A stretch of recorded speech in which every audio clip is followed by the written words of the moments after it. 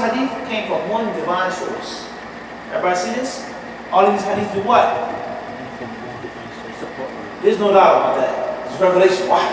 Everybody got this? So, what do we benefit from this hadith? Once again, you guys turn. Follow the feast. The first benefit from this hadith is what? Quick. What's so many benefits? I'm saying. You gotta start from the beginning though. You have to start from the beginning. The concern of the companions. Didn't we mention that before? The virtue, how they had. Now, instead of one hadith to prove your argument, or giving a class, or speaking to your family, that you, son, you should want more out of life. You should want to go to paradise, my son. Now you have how many hadiths to tell them? Everybody got this? We said this yesterday. Plus 3 minutes now. But the next minute from this hadith is what? Question. How to ask the question. That's what? How to ask the question. And asking the question. How many hadiths do you have to support your argument now? 3. All 3 hadiths from Bukhari Muslim. That's strong. And he's saying, my sheikh said, Sheikh Fulan, Imam Fulan. Everybody got this like night and day. It's like what? Right, next benefit we take from this hadith is what?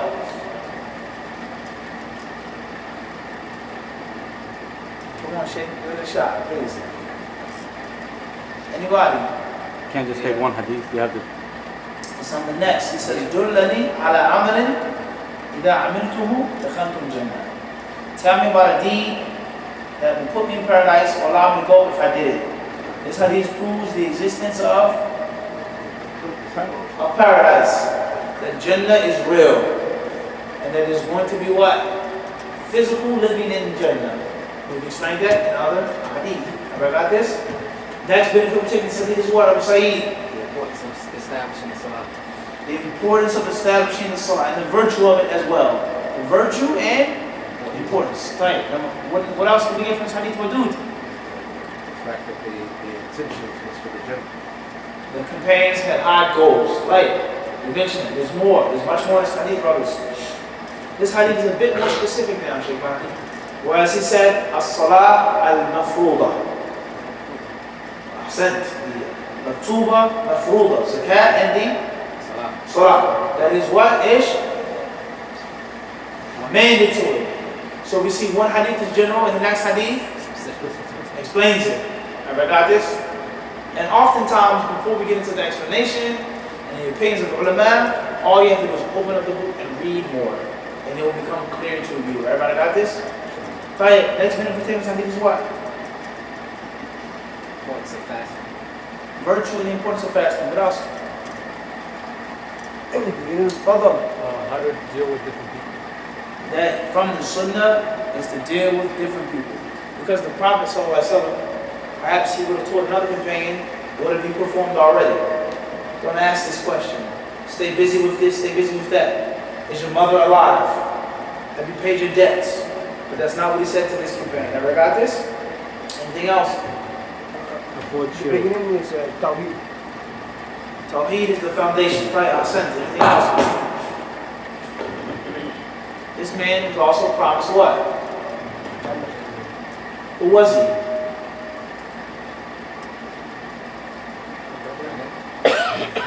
Who was this man who asked this question? Bedouin. Who? What was his name? We know names of some Bedouins. It wasn't mentioned in this narration. If you wanted to know his name, what would you look? All other versions of this one hadith. All what? The next benefit we're taking this hadith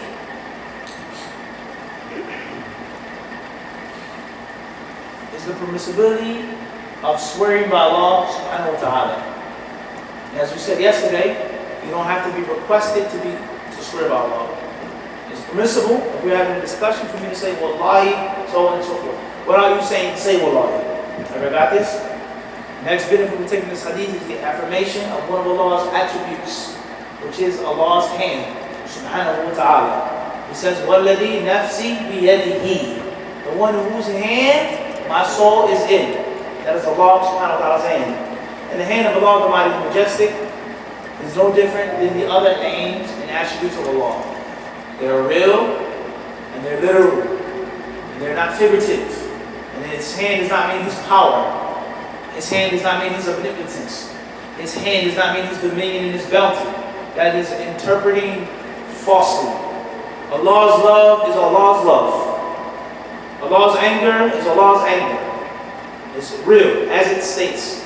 But it does not have any similarity, any closeness, any likeness between that and that of a human being. Alright, got this? Between that and that of a human being. There's a long discussion, and I believe we've given many classes on this before. On the correct creed, the creed of Muhammad and the creed of his companions, and the creed of their students and their disciples on Allah's names and attributes. And how do we understand them? How do we benefit from them? We do not say Allah's hand means his power. From the benefits that we get from Allah's hand is Allah's power. And Allah controls the dominion. Allah's omnipotence. But that's not what it says. It says, biyadihi. And if it meant that it would have to resemble a human hand, and it was weakness, Allah's hands, right hand, left hand, so on and so forth. All of these questions that these people of innovation have stated, the Prophet would have mentioned it. And the Prophet would have told the Bedouin man, don't say that because that's kufr. Don't say that because it makes a resemblance between the law and the Prophet did not say that. The Bedouin man said it, and the Prophet said, look at the ignorance of these people. Just stop and pay close attention. The man says, biyadihi, in his hand. These people, they say, if Allah had a hand, then he had to be like a human being. If Allah has a hand, then he has to have a jism or jasad, a body. So they say, it cannot be literal. It doesn't mean hand, but it means power and dominion. So they say. Why do they say this? They say that if Allah had a hand, then Allah would have to have an arm. If Allah has an arm, then Allah has a body. If Allah doesn't have a body, he resembles Allah to a created being. That's what they say. So in other words, for me to say that Allah has a hand, and the first thing that you understand when I say a hand, without any context clues, how I said it, but if I just say a hand, what's the first thing you understand is what? A hand. So to say that Allah has a hand, they say that it's kufr, it's disbelief, kufr akbar.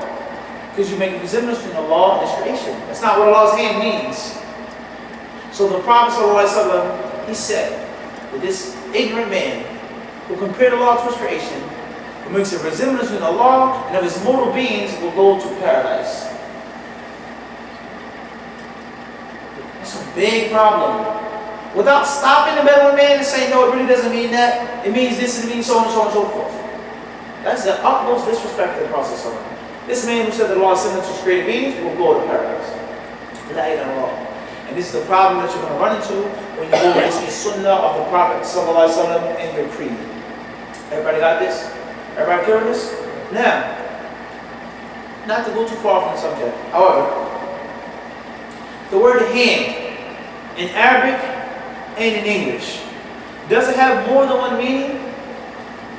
Without a doubt, Abu Hanif. Give me a hand. Type, handyman. Hand me a pair of pliers. Huh? Hand of the clock, etc. Everybody got this? Has several different meanings. In the Arabic language, does the word yad have more than one meaning? Without a doubt. It can mean hand, it can mean power, it can mean a favor, a bounty someone gave to you. But the moment I say, Abu Hanif, a hand in the English language, the moment I say I have two hands, I made this with my own hands. I grabbed him with my hands. I have fingers on my hands. What does it now mean in English? It can't mean nothing else. Not the hand of the clock, not hand in this, that. I have a hand with fingers with which I grab and grasp. Everybody understand this? So we have a hadith of the Prophet ﷺ which clearly negate and abate all possibilities of all false interpretations. Everybody understand this? Our lesson here is not on my smell or sifat, but I'm trying to give you the benefit on how false that creed is. And those people say that Ahlul Sunnah wal Jama'ah and they falsely interpret Allah's names and attributes, they are like a well in the desert. Ahlul Sunnah wal Jama'ah and them is like a well in the desert. White and white. It doesn't even mix water and oil. The Prophet says something, you say no. Allah says something, doesn't mean that. Another hadith, it really doesn't mean this. It really means that. No, it's kufr. You can't say that. You can't believe that, brother. You can't put Allah in a mortal place. And you have the nerve to say you're Ahl Sunnah wal Jama'ah? What Sunnah do you have with you? And every hadith doesn't mean what it really says. Everybody understand the danger of this? It's very important for Muslims to learn. We said what? The basics of our aqidah. Not the detailed arguments, but to know the what? The basics. The basic fundamentals. And why? What's the proof? At least once in your lifetime. At least once. To know that there's a reason why I believe in this. Everybody got this? Hey, inshallah. Play it. Bidnillah subhanahu wa ta'ala. The next benefit we take this hadith is that the Prophet ﷺ was given things, and he was told things that were special and that were divine. Whereas the Messenger of Allah declared this man to be from the people of Jannah. And the Prophet doesn't know the unseen, but he was informed by Allah, the sublime and exalted. We're going to stop here. Hadith number 8 in the book. Allah surely knows best. If there are any questions or comments, corrections, something that you want to add, now is the time.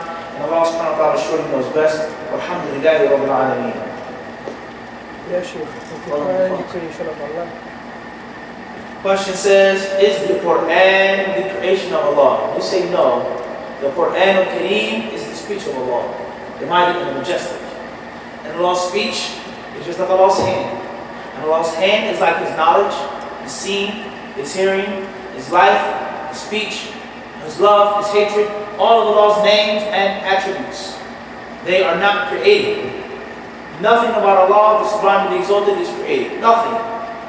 Nothing is created about Allah. If it is an attribute of Allah, then it is divine, perfect, and far from any blemish, defect, comparison, or similarity. Nothing about Allah, the mighty and majestic, is created. If someone says that the Quran is created, he says that Allah created.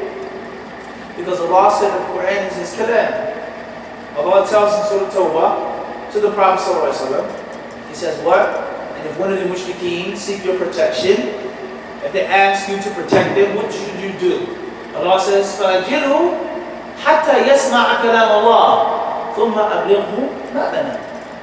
Allah says, then give him safety and protection so that he can yasma, to hear kalam Allah, Allah's words, Allah's speech. Then take him to his point of safety. Allah says that is because they are people who understand God. In the 9th chapter of the Quran al-Kareem. So ask the question, what is Allah's speech? A mushrik who's in the company of the Prophet ﷺ, how would he hear Allah's speech? What would it be? There's no doubt about that. It would be what? Allah's speech. So the Quran in this verse was called what? Kalam Allah. So Allah's kalam is an attribute of Allah. Speaking about Allah's attributes is no different than speaking about Allah. And it's a very beneficial principle to understand as a Muslim. When speaking about Allah's attributes, it takes the same severity as speaking about Himself. How do we affirm Allah's names and attributes? The way we affirm other things about Subhanahu wa ta'ala. All Allah's names and attributes created? Why not? It's a branch of Allah speaking. Everybody got this? Everybody, very, very important principle. Furthermore, the Prophet ﷺ, he has narrated to us in Hadith, or he told us in Hadith Khawla bint Hakim radiallahu anha, that's confessed by Imam Muslim and others, that the Prophet ﷺ said, Man nazala, he who reaches a new destination, a new place, he wants to rest or he wants to sleep, and he says, أعوذ بكلمات الله التامات من شر ما خلق لم يضره شيء حتى يرتحل من منزله ذلك. He says, anyone who goes to a new place, and he says, I seek refuge in Allah's perfect words from evil things that He has made and created, the Prophet says nothing will harm him until he leaves that place. So let's ask the question, is it permissible to seek refuge in the created being? Can you seek refuge in something that is made by Allah? قُلْ أَعُوذُ بِرَبِّ النَّاسِ مَلِكِ النَّاسِ إِلَهِ النَّاسِ. You can't seek refuge in anything except for إِلَهِ النَّاسِ, the deity of mankind, Lord of mankind. Everybody got this? So therefore the Prophet ﷺ said that he should say, I seek refuge in Allah's what? Perfect words. So how can you seek refuge in something that's created and not make shirk? So this hadith, with that verse, and there are many, many others, not only consensus, the total agreement of all of the Sahaba, the Tabi'een, the Salaf Salih, Al-Sunnah al-Jama'ah, not even the Sahaba, because it didn't exist on the time of the Sahaba, nor did it exist on the time of the Tabi'een. But the fact that they narrated to us these things proves that they believed it as it was.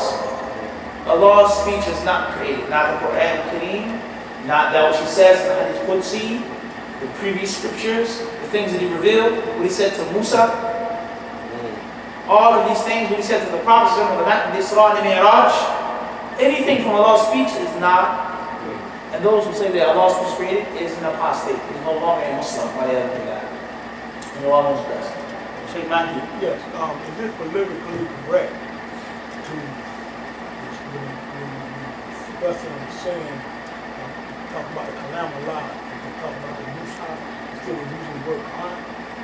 The question says, is it correct for us to say, when we speak about the Mus'haf, about the Quran, is it the Kalam Allah, etc.? We say that it's a yes and a no answer.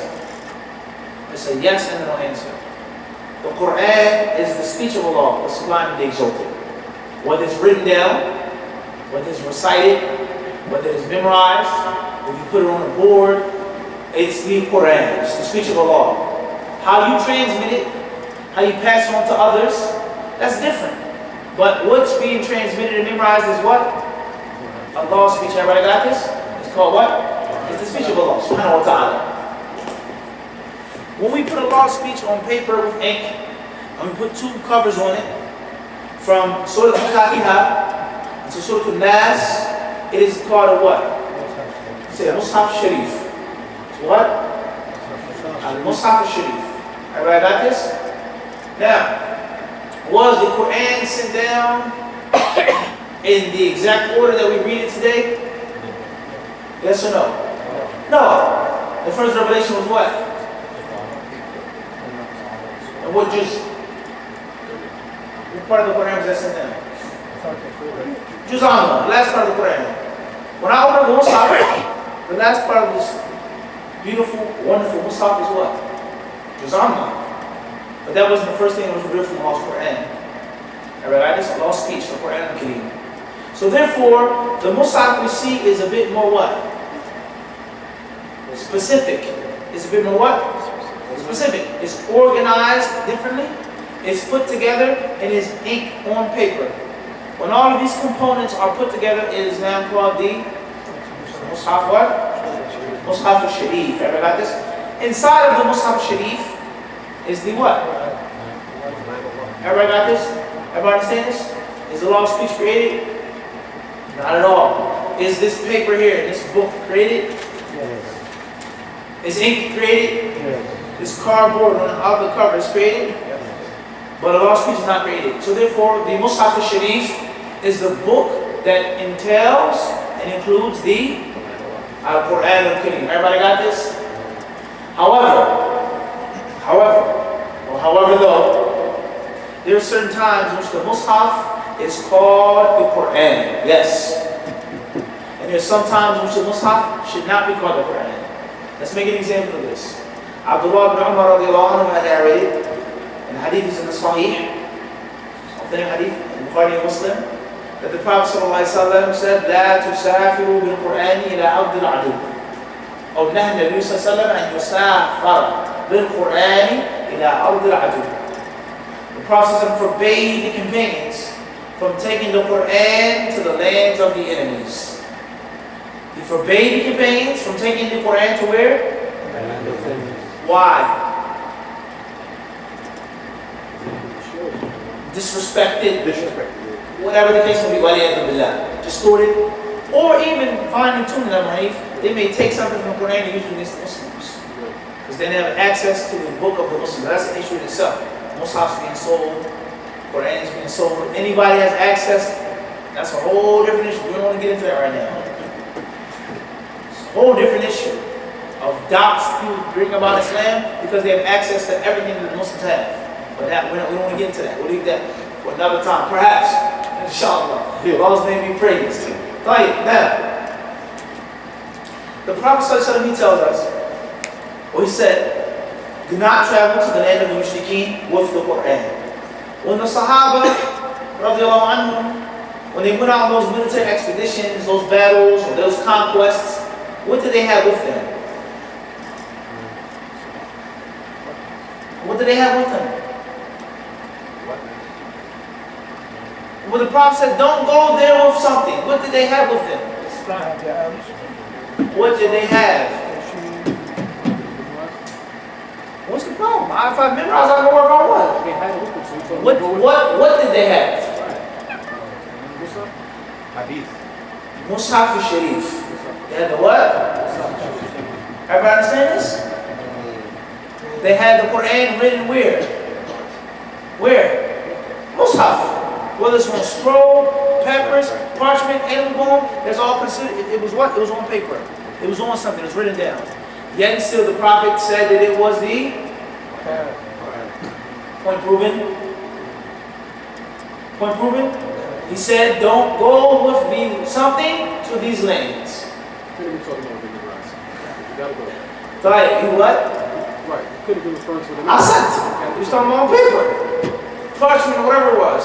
So therefore, sometimes it's called the Quran, and sometimes it isn't. Everybody understand this? Point proven, makes sense? We all agree on this or not? Yes. Maybe too much. Well, right, next question. Follow, say. When the people who say that the hand of Allah means power and this and that, when we use the hadith where it says Allah will grasp the earth in his hand, to say that he has a hand, that this is just not power. It's not power at all. Question says, those who say that the yad, the hand of Allah, means power of Allah. The power of Allah. Can we use the hadith that states that Allah subhanahu wa ta'ala will gather the earth, will gather the things on the earth? The hadith doesn't just say hand, it says more than that. What does it say? It's when the scroll begin to roll it, the heavens up. It says that Allah will place the earth on a what? On a finger. Allahu Akbar. Trees on a finger, this on a finger, even greater and grander. There's no doubt that that hadith, among many others, clearly rebukes that false claim. Everybody understand this? It clearly what? Rebukes that false claim. Allah, there's no comparison to Allah's greatness. Subhanahu wa ta'ala. My Lord is perfect. You can't even fathom that as a human being. Allah, next question. Father, what do we do?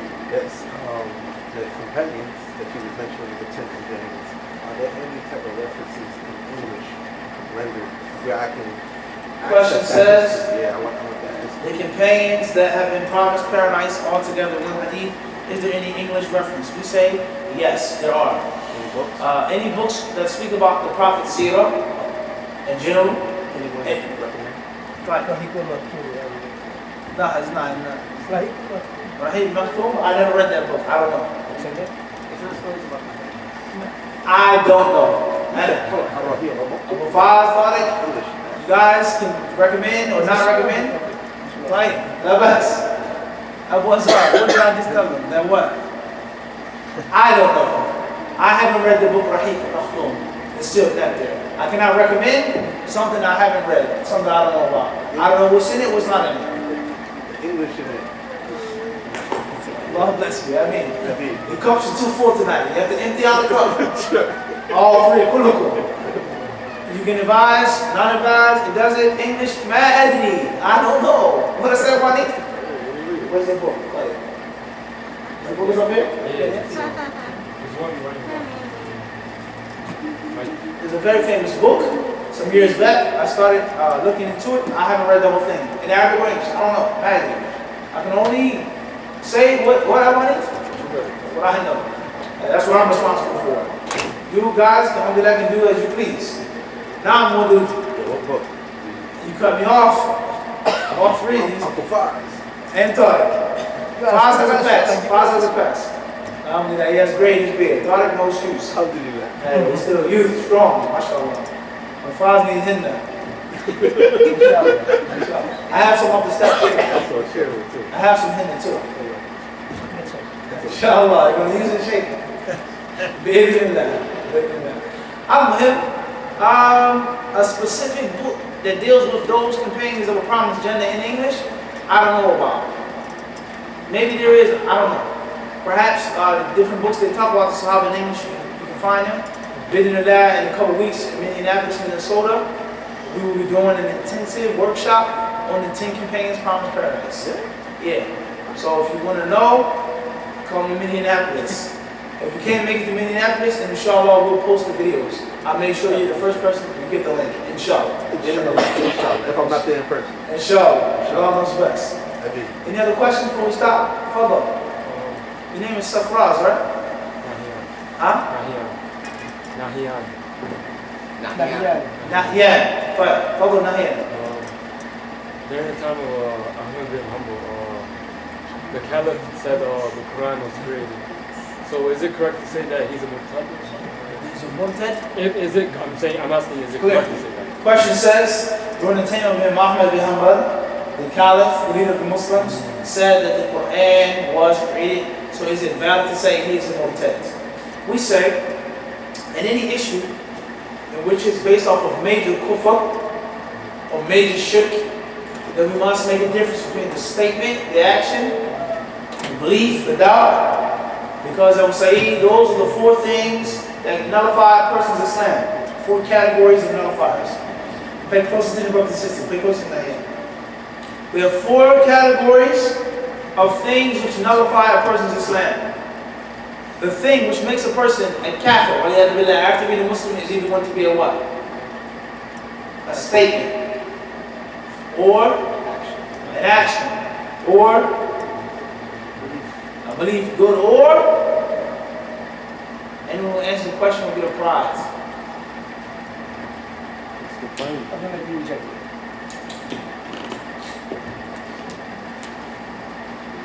That's it, right? Thought that you saying to yourself. What else could there be?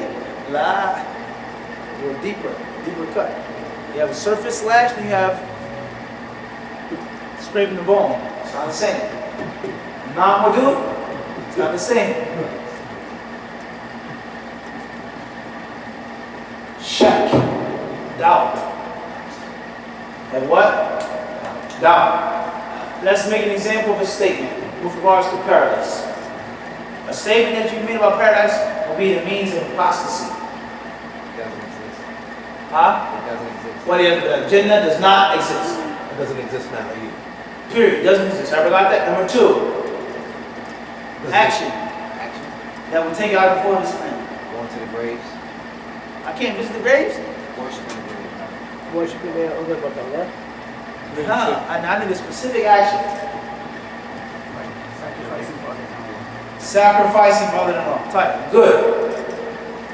A concept of, we said statement, we said an action, and we said belief. What would be a belief that would take out the foot of Islam? Believing in paradise Doesn't exist. doesn't exist.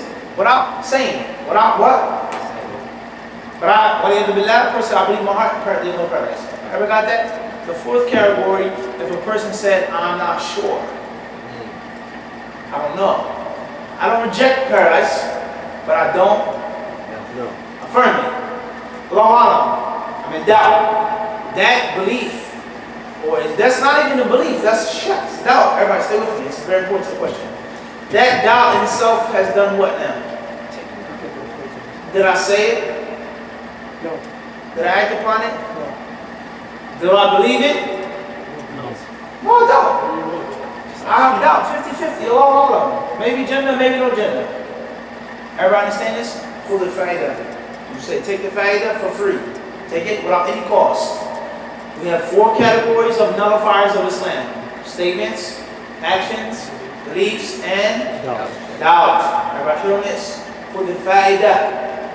Inshallah, alayka biha. Everybody got this? Now, There's a difference between the statement, the action, the belief, the doubt, between the person who does those things.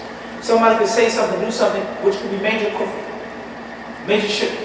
But for one reason or another, one excuse or another, something could come and prevent that person from being made into a kafir, apostate. It could be an excuse, he didn't know, he was in a time of forgetfulness, etc. Everybody understand this? So therefore, the caliph at that time was pushed and forced, and he was duped and deceived into having that belief.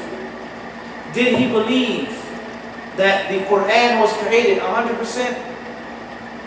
without reason, without proof, without evidence? Did those evil ulama now have proofs and evidence, or doubts, shubuhat? They had doubts. They had different things that they used to state that the Quran was in the physical body. The Quran was hid, the Quran would be taken up, etc. They had doubts to prove that the Quran was created. So therefore, regardless of the fact whether he apostated or what he didn't, the benefit that we learn is that just because somebody says something of kufr or shirk does not necessarily mean that they are what? Or mushrik. Everybody understand this? It's very important to understand, crucial. Just because someone practices an act of innovation does not make them an innovator. If you make a statement of kufr, it doesn't mean that you are unless you are a extremist, unless you have ghulu, unless you love to say this about people. Flags, kafir, mubtadi', person of innovation, call of innovation, master of innovation, people of innovation. Unless you're in love, fanatically in love with those terms and those words, and you don't have any common sense, and you are not upon the way of al-sunnah wal jama'ah, if you're not upon that, then you're not going to say that about her, even though they do something. You did an act of fisq, but it doesn't mean that you're what? A fasiq. It doesn't necessarily mean, maybe not, depending on the situation. So this concept of absoluteness, not only is it wrong, is it incorrect, but it has caused many people to flee from Allah's deen. Because everything is black and white, absolute. And only Allah knows the harms that have been done in the name of the sunnah and in the name of the way of the pious predecessors. When people, when they see someone with a beard, with a throat that's above his ankles, they run away. We don't want to hear nothing he has to say. Because there's a black eye from these ignoramuses that have learned 1, 2, 3, or 4 things, went overseas, come back, and they declare things only black and white. And that's not the way of the ulama. The ulama, they have details. Some things are black and white. Some issues are black and white, but many others, they're gray, they're details. It depends on the place, on the person. How did he say it? What did he mean? So on and so forth. Everybody understand this? We're all taught out of it. Any other questions before we stop, brothers and sisters? Allah subhanahu wa ta'ala surely knows best. Alhamdulillahi rabbil alameen.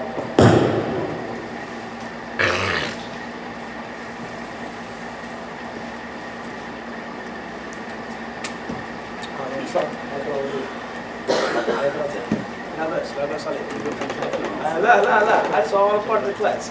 That's all a part of the dojo.